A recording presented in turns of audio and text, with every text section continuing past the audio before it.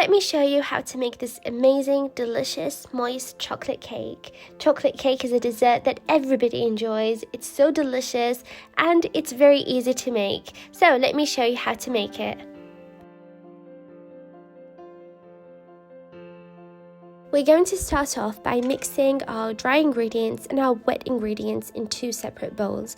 I added 1 3/4 cup of all-purpose flour, and I sifted that because it will give you a much lighter and fluffier cake.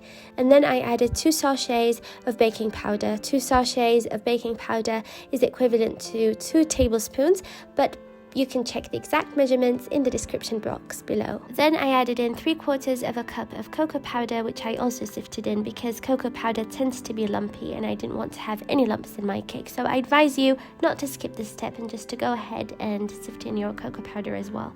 Now I know that cocoa powder tends to be added in with the wet ingredients, but I really don't see a difference. So you can just add it to your flour here and it will be all fine, don't worry.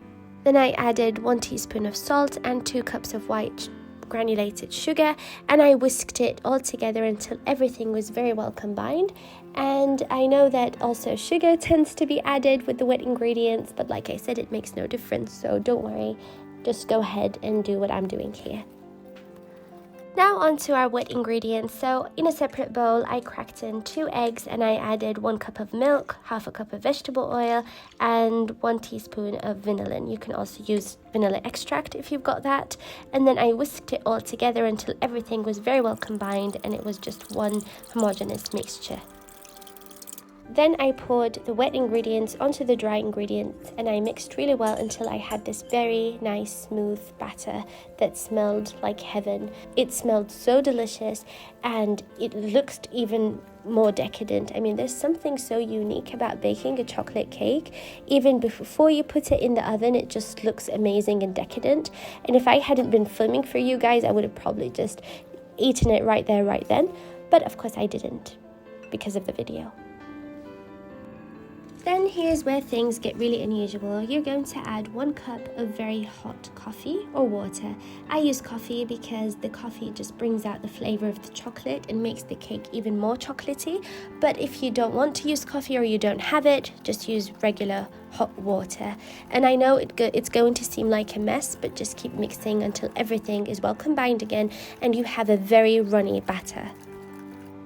Then I divided the batter equally into 2 cake tins that I had buttered and lined with parchment paper, and I baked the cakes in the oven at 180 degrees Celsius, which is 350 degrees Fahrenheit, for about 30 minutes or until a toothpick inserted in the middle comes out clean.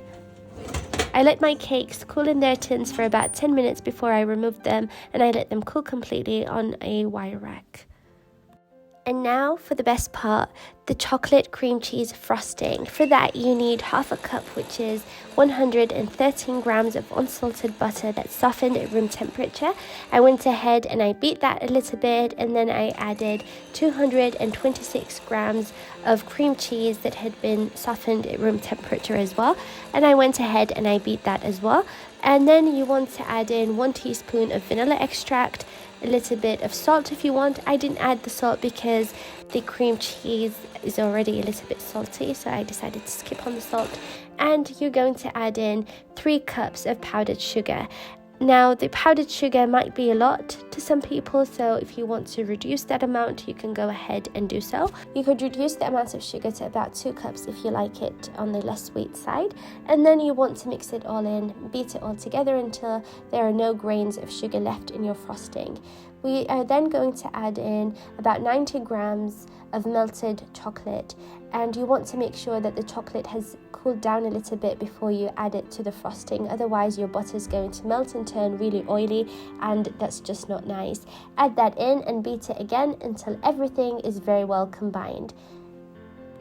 Now onto frosting the cakes. You want to make sure that they've cooled completely before you add the frosting, otherwise it's going to melt and make a big mess.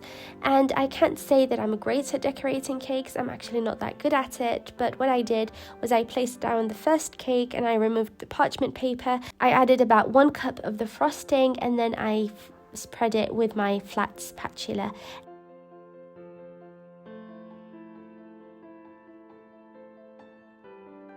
And then when that was done, I added the other cake on top. I removed the parchment paper,